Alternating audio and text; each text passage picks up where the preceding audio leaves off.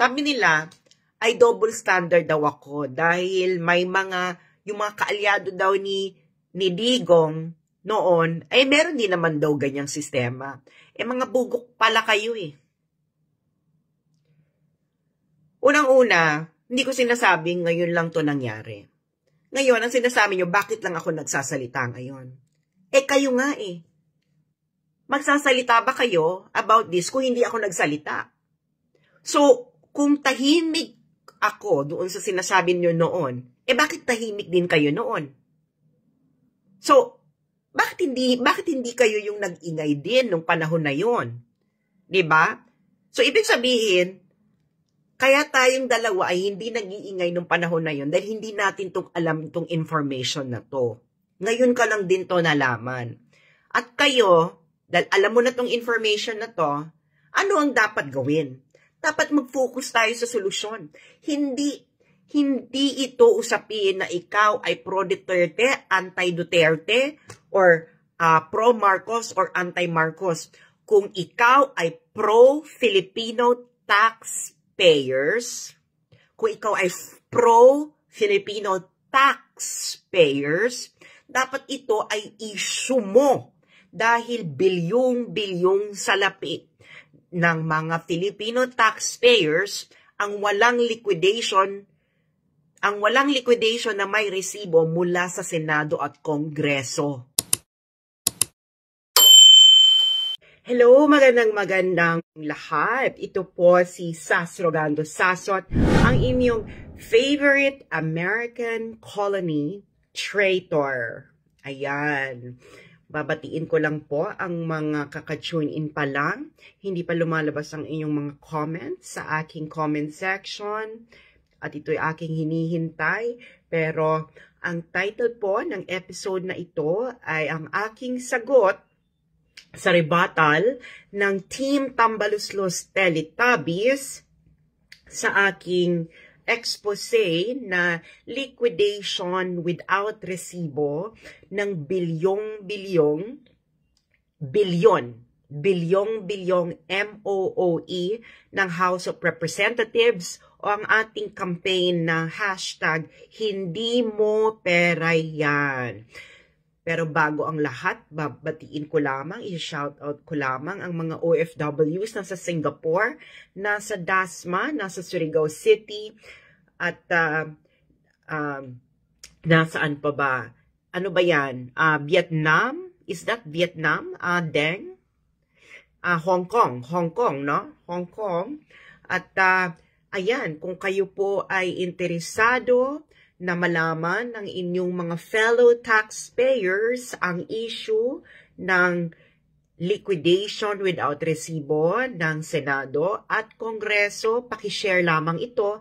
Kung ayaw nyo po mag-share na, kung ayaw nyo pong malaman ng inyong mga fellow taxpayers ang issue na ito, ay mag-share na lang kayo ng mga entertainment at prank at mga iba't iba pang nakakaaliw na video. Pero bago ang lahat, hello po sa mga nasa Cebu City, nasa Mindanao, nasa Toronto, nasa Bulacan, nasa Hong Kong again. Ang dami nating mga OFW sa Hong Kong na nanonood. Kamusta po kayong lahat? Kamusta ang mga taxpayers sa Pangasinan?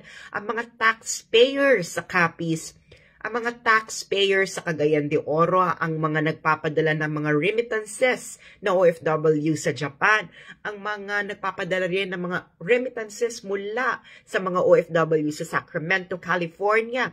Kamusta rin po ang mga taxpayers sa Divisoria, Manila, ang mga taxpayers sa Dipolog City. Kamusta? I-share nyo po ito sa inyong mga fellow taxpayers para malaman po nila ang issue na ito.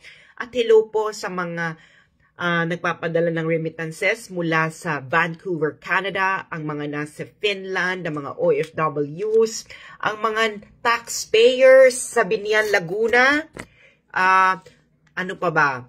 Saan pa ba kayo? Ayan, ang mga OFWs na nagpapadala ng remittances mula sa Singapore, ang mga taxpayers sa Batangas City, ang mga taxpayers na nasa UP Manila, ang mga taxpayers na nasa Taytay Rizal, ang mga taxpayers na nasa Polomok, South Cotabato, ang mga OFWs na nagpapadala ng remittances sa Japan. Hello po sa inyong lahat at mga taxpayers sa Occidental Mindoro.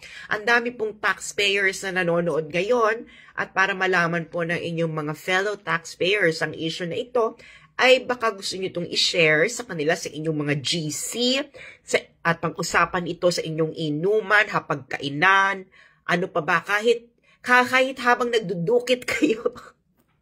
Pag-usapan ninyo ito dahil ito ay pera na ninyo bilang taxpayers at mga OFWs na nagpapadala ng remittances na pinaghihirapan ninyo gabi-gabi.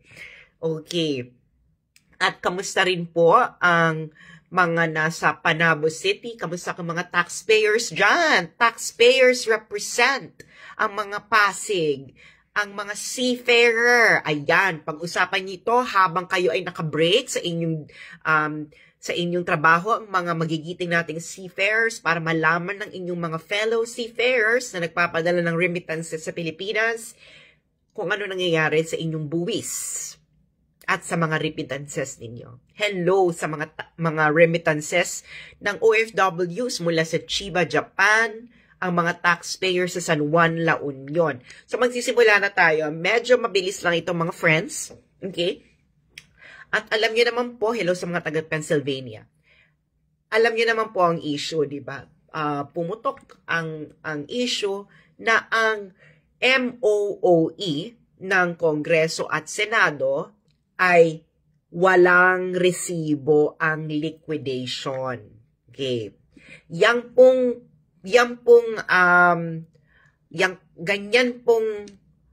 sistema ng Senado at Kongreso ay matagal na. Okay? Ilang dekada na yan. At bibigyan ko lang kayo ng buod kung ano ang ibig sabihin ng liquidation without resibo. Okay? Liquidation na walang resibo ng Kongreso at ng Senado. Okay. So, ano mang nangyayari dyan sa ganyang usapin na yan, mga friendship, di ba? At ito'y mainit na balita at pagkatapos po natin gawin yan, ay sasagutin ko po ang rebuttal ng Team Tambaluslos Teletubbies. Yan po ang tawag ko sa kanya, sa mga SOCMED warriors ni Tambaluslos. Team Tambaluslos Teletubbies. Okay? Bakit sila Teletubbies? Dahil ang kanila pong utak ay parang Teletubby. So, hello sa mga nasa Canada. Okay? So, sabi ni Antonio Cruz, naging culture na kaya ang hirap baguhin. Pwede po siyang baguhin kung kayo po ay makikialam dahil pera nyo po yan. Okay, ang ginagawa lang po natin dito ay nagpapalaganap tayo ng awareness kung sakasakaling ang mga taong bayan ay may maging pakialam sa kanilang buwis na binabayad. Ayan. So, ano na po ang ating issue? Okay. Ang issue po natin ay ang milyong-milyong MOOE. Okay? MOOE. Okay? Ito ay Maintenance, Operations, and Other Expenses ng Kongreso at Senado. Okay? Matagal na po itong practice. Ibig sabihin, matagal na itong ginagawa. Pero noong 15 Congress, okay, nagpasa ang Kongreso at Senado ng Concurrent Resolution number 10. Ang layunin nito ay para i-maintain ang prevailing system of accounting and liquidation of the respective budgetary allocations of each member of the Senate and the House of Representatives as classified. Okay? So, dito rin nakasaad na ang kanilang sistema ay liquidation by way of certification, duly signed by each senator and member of the House of Representatives, that such amounts allocated to each member of Congress as part of their maintenance and other operating expenses or MOOE were utilized or expended in the performance of their legislative functions. Okay? So, ito ay pinasa ng Senado noong 2011 at ng House of Representatives noong 2012. So, ibig sabihin po niyan, ang MOOE po nila, okay, hindi po kailangan ng resibo. Walang resibo ang liquidation ng kanilang MOOE. Okay. So, ang kailangan lamang ay certification ng bawat isang senador at congressman na ang perang ibinigay sa kanila ay ginamit nila sa MOOE. Walang resibo po yan. Hindi po kailangan. Okay? Yan ang kanilang sistema. Okay, sabi ni Lennon, takbo na SAS. Hindi po pwede dahil nga po, kailangan pong baguhin ang sistema mula sa labas. Dahil kung isang senador ka lang, isang congressman ka lang na against ka sa polisiya nito, paano ka mananaig sa against 23 senators at against 314 congressman? So wala ka ma-achieve. Okay? Kaya dapat ang sistemang ito ay baguhin from the outside. Dahil nga sa loob ay mafia. So paano mo mapaguhin ang mafia kung magjo-join ka ng mafia? Nagigets nyo ba? Hindi po eleksyon ang solusyon dito. Ang solusyon po dito ay baguhin po ito at i-pressure ito from the outside. Militar, businessman, karaniwang taong bayan, simbahan, eskwelahan. Ngayon, kung ayaw nyo itong baguhin from the outside, hindi nyo ito mababago kahit kailan. So, meron nga isang friend ko na sinabi sa akin na kung sa ibang bansa nangyari itong expose na sinasabi ko, nag-aklas na ang taong bayan. Tumindig na ang taong bayan para baguhin ang sistema. Pero, siguro nga, hindi ito naririnig ng maraming taong bayan dahil ayaw nga itong i-cover ng mainstream media dahil sila rin po ay nakikinabang sa sistemang ito na legalized corruption sa Kongreso at Senado. Kaya po siya legalized corruption dahil ang MOOE po ng bawat senador at congressman ay wala po yung individual audit. At kailangan lang po dyan ay liquidation by certification, hindi kailangan ng resibo. Sa taong ito po, 2023, ang MOOE ng Kongreso ay umabot na ng 13 billion, 13 billion. Ang MOOE naman po ng Senado ay umabot na ng mga 3 million. Okay, 3 million something. So, yang pong bilyong-bilyong salapi na yan ay hindi kailangan ng resibo para sa liquidation. Okay? Ang auditing po niyan is kailangan lang a certification ng bawat isang senador at isang congressman na ang milyong-milyong ibinibigay sa kanila kada taon ay ginamit sa MOOE. Yan po ang sistema. Hindi ko po sinasabi na ang sistemang ito ay nangyari lang ngayong taong ito, ngayong kongresong ito. Ito po ay matagal na nilang ginagawa. At hindi nyo po ito nalalaman dahil hindi nga ito ginagawang issue ng mainstream media dahil nga sila ay nakikinabang sa Public Affairs Fund ng Kongreso. Okay? Na umaabot po ito ng halos 1 bilyon. So, kung iisipin ninyo, kanino nila ibinibigay itong Public Affairs Fund? Public Affairs Fund is for media. Okay? For PR. Okay. Ngayon, sumagot naman po ang may mga SOCMED warriors ngayon, ang Team Tambaluslos Teletubbies. Yan ang tawag sa kanila, Tambaluslos Teletubbies. Sabi nila, ay double standard daw ako dahil may yung mga kaalyado daw ni Digong noon, ay meron din naman daw ganyang sistema. Mga bugok pala kayo eh. Unang-una, hindi ko sinasabing ngayon lang to nangyari. Ngayon, ang sinasabi nyo, bakit lang ako nagsasalita ngayon? Kayo nga eh. Magsasalita ba kayo about this kung hindi ako nagsalita? So, kung tahimik ako doon sa sinasabi nyo noon, bakit tahimik din kayo noon? So, bakit hindi kayo yung nag-ingay din nung panahon na yon? 'Di ba? So, ibig sabihin, Kaya tayong dalawa ay hindi nag-iingay nung panahon na yun dahil hindi natin alam itong information na to. Ngayon ka lang din to nalaman. At kayo, dahil alam mo na itong information na to, ano ang dapat gawin? Dapat mag-focus tayo sa solusyon. Hindi ito usapin na ikaw ay pro-Duterte, anti-Duterte, or pro-Marcos or anti-Marcos. Kung ikaw ay pro-Filipino taxpayers, kung ikaw ay pro-Filipino taxpayers, dapat ito ay issue mo dahil bilyong-bilyong salapi ng mga Filipino taxpayers ang walang liquidation na may resibo mula sa Senado at Kongreso taon-taon. So anong solusyon? Ang solusyon ay dapat sabay-sabay tayong manawagan na tapusin na ang sistemang ito ng Kongreso at Senado dahil wala pong lehitimong rason kung bakit walang resibo ang liquidation ng MOOE ng bawat isang senador at congressman. Sinabi ko na yun noon, wala akong pakialam kahit madamay pa dito ang mga kaalyado ng mga Duterte dahil sila rin ay nandiyan sa Kongreso at Senado at pare-pareho po silang nakikinabang sa sistemang mafia na ito ng Kongreso at Senado.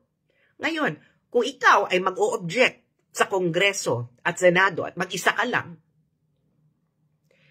ang mangyayari dyan ay hindi ka bibigyan ng MOOE. I-delay yan dahil nga hindi ka nakikisama sa legalized corruption na ito. Kaya nga hindi mo ito mababago sa loob ng Senado at Kongreso. Dapat itong baguhin mula sa labas. Ipipressure ang Kongreso at Senado ng mga Filipino taxpayers mula sa ordinaryong manggagawa hanggang sa military, sa CEO ng bagong kumpanya, ng mga bawat kumpanya na tapusin na ang sistemang ito. Dahil hindi lamang pro-Duterte ang naapektuhan dito, hindi lamang ang anti-Duterte, hindi lamang ang pro-Marcos, anti-Marcos, pro-Dilaw, or no. Pare-pareho tayong naapektuhan ng maling sistema na ito na legalized corruption ng Kongreso at Senado. So mali ang rebuttal sa akin ng Team Tambaluslos Teletubbies. Dahil ang rebuttal nila ay gusto lang nilang mapanatili ang ganitong sistema. Kung ayaw nilang mapanatili ang ganitong sistema, dapat sabay-sabay tayong manawagan na tigilan na ang sistema na ito kahit kaalyado pa ng sinusuportahan nating politiko ang maapektuhan dahil mawawala na sila ng kupit. Dahil sabi nga, pag walang audit, may kupit. Kung walang resibo, napunta sa bangko. Diba? Kasi nga, kung pro-Filipino taxpayer ka, kayo ba dito ay pro-Filipino taxpayer? Kung pro-Filipino taxpayer ka, dapat ang sistemang ito ay dapat wakasan na. Dahil bilyong-bilyong salapi ng mga Filipino taxpayers ang walang resibo ang liquidation. Tama ba yun? Hindi ko kasalanan. Ngayon ko lang to nalaman. Kayo nga. Nalaman nyo na ito. Kayo Team Tambaluslos Teletubbies. Pero ayaw nyo pang manawagan na wakasan ng sistema na ito. Bakit? Dahil nakikinabang yung kaalyado ninyo. Ako nga wala akong pakialam. Kahit yung mga kaalyado ng mga Duterte ang maapektuhan sa pagbabago ng sistemang ito. Dahil ako po, katulad ng mga nanonood ngayon mula sa iba't ibang panig ng mundo at Pilipinas, kami po ay pro-Filipino taxpayers. Tama? Pro-Filipino taxpayers. So, kailangan siyang baguhin. May tanong si Prince, sas pag ba mag-transition tayo into federal state, mawawala na ba yung legalized corruption? Ang problema po ay tapusin yung sistema ng legalized corruption. Kahit mag-federal system ka dyan o parliamentary system, kung ang sistema pa rin na tanggap ninyo ay liquidation without resibo, pareho pa rin. So pwede mo namang baguhin to kahit hindi ka mag-transition to federal state muna Baguhin ito dahil napakabilis baguhin nito. Kung ang mga Filipino taxpayers ay magising at mamulat na taon-taon, bilyong-bilyong salapi nila, ang malamang ay nauuwi sa kupit. Bakit nauuwi sa kupit? Kasi nga, ang liquidation ay walang resibo. Can you imagine ang isang senador at congressman? Sasabihin lang niya, certification lang niya, na ang milyong ibinigay sa kanya sa isang taon ay ginamit sa MOOE. O, paano mo mag-verify yan? Paano mo mag-verify yan na ganun nga? Kaya nga, kahit isang senador o congressman, walang maipipresentang individual audit nila or individual liquidation with resibo dahil hindi nga ganun ang sistema. Naintindihan nyo to? Kailangan wakasan yung sistema. Okay? Kasi kung pareho pa rin ang sistema nung liquidation ng MOOE ng bawat isang senador at congressman, kahit ang ilagay mo pa dyan ay si Mother Teresa, ganun pa din ang mangyayari. Hindi niya kailangang magpresenta ng resibo dahil hindi ganun ang sistema sa napakahabang panahon ng Kongreso. At wala nga akong pakialam kahit ang maapektuhan dito ay mga kaalyado ng mga Duterte sa Kongreso at Senado dahil ang sistemang ito ay mali. Hindi lang ito mali dahil pro-Duterte ako. Mali ito dahil ito ay anti-Filipino taxpayers. Hindi mo pera yan. Okay? So, liquidation nila ay walang resibo. Tama ba yan? Kayong mga pro-Romualdez. Tama ba yung sistema na yan? O, ngayong alam nyo na ito. Kayo rin mga BBM vloggers. Ngayong alam nyo na ito, bakit hindi kayo manawagan na tapusin ang sistemang ito? Kung mali ang nangyayari ngayon, mali rin nung panahon ni Duterte, mali rin nung panahon ni Gloria, mali rin nung panahon ni Aquino, mali rin nung panahon ni Ramos, mali rin nung panahon, lahat ng panahon na ganito ang sistema nila ay mali. So, ibig sabihin, dapat ito'y wakasan na. Dapat kayo ay maging pro-Filipino taxpayers dahil ang salapi na ginagastos nila na hindi nila kailangan ng resibo ay pera ninyo. Taong bayan. Hindi ito pera ng pro-Duterte, anti-Duterte, but pera ninyo bilang isang taong bayan. So ang issue na ito, kalimutan ninyo na kayo ay pro-Duterte, anti-Duterte, pro-Leni, anti-Leni, pro-Marcos, anti-Marcos. Ang isipin ninyo ay kayo ay isang taxpayer at ang bilyong-bilyong buwis na ibinabayad ng mga Filipino taxpayers na napupunta sa MOOE ng Kongreso at Senado ay hindi kailangan ng resibo sa liquidation. Yan ang itatak ninyo sa utak ninyo at tanungin ninyo ang inyong mga sarili kung tama ba ito. Tama pa ba itong mananatili sa panahon ngayon? Tama pa ba itong mananatili sa panahon ng mga anak ninyo at magiging anak nila? Kung hindi po ito babaguhin ngayon, magpapatuloy po ang sistemang pangungupit na ito na legal ng Kongreso at Senado. Wala pong kinalaman dito ang inyong pagiging pro or anti-Duterte. Ang may kinalaman dito ay ang inyong pagiging taxpayer. Kung ayaw ninyo na may liquidation with resibo ang MOOE ng bawat isang senador at congressman, you are enabling the mafia system. Hindi po ito question kung ikaw ay anti or pro-Duterte, pro or anti-Marcos, pro or anti-Leni. Kailangan mong isipin na ikaw ay dapat pro-Filipino taxpayers. Kung ikaw ay isang pro-Filipino taxpayers, anong gagawin mo? Ikakampanya mo ba magpatuloy ang sistemang ito na liquidation, walang resibo, bilyon-bilyon kada taon? So kung hindi ka nananawagan na tapusin ang sistemang ito, ay baka nakikinabang ka sa sistemang ito. Tama? Kasi ano ba yung tama sa sistemang ito? Meron na ba kayong mga nabasa? May nabasa na ba kayo na pinagtatanggol ang sistema na liquidation na walang resibo ng bilyong-bilyong MOOE ng Senado at Kongreso? Meron ba kayong narinig? Meron bang narinig na magandang rason, rebuttal, na tama ang sistemang ito? Meron ba? O, kung hindi, walang legitimate, okay, walang lehitimong rason. Walang lehitimong rason para ipanatilihin ang sistemang liquidation without resibo ng MOOE, ng senador at congressman. Wala.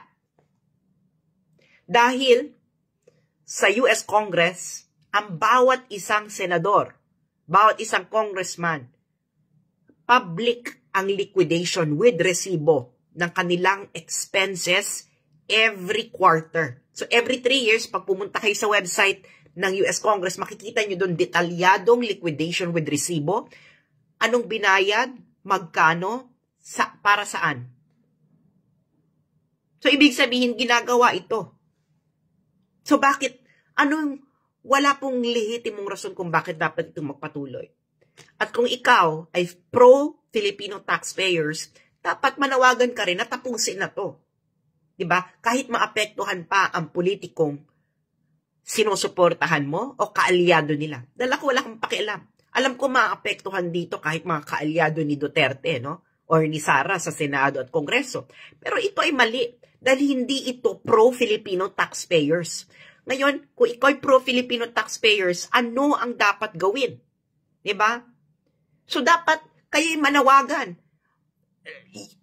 Pare-pareho tayong nanumpa sa watawat ng Pilipinas mula bata pa tayo. Ang isa nating sinumpaan ay tutuparin ko ang tungkulin ng isang mamamayang makabayan. Ngayon, tanungin ninyo, bilang isang mamamayang makabayan na Filipino taxpayers, anong kailangan mong gawin? Matatanda na tayo, pare-pareho, dapat alam natin ang tungkulin natin bilang isang makabayang mamamayang Filipino taxpayers. So dapat tapusin ang sistemang ito. Kung ayaw mong tapusin ang liquidation without resibo ng MOOE ng bawat senador at congressman, hindi ka makabayan. Makabayad ka dahil nakikinabang ka sa sistemang ito. Maraming salamat.